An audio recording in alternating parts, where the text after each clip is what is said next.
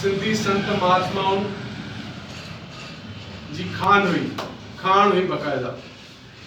उते अलाए केतिरा संत थिया ऐं सभिनी संतनि जो हिकु ही प्रयास हो कि असां सभु गॾिजी रहूं।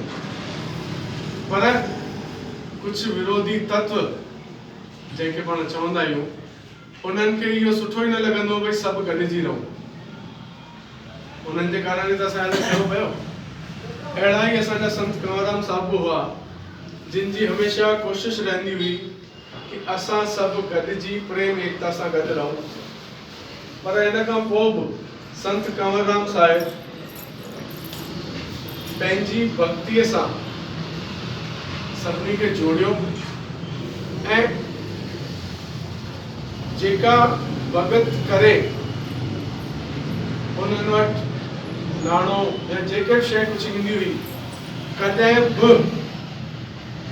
कॾहिं बि पाण वटि घर न खणी वेंदा हुआ। कॾहिं घर कोन खणी वेंदा हुआ, हमेशह दीन दुखियुनि खे ॾेई छॾींदा हुआ।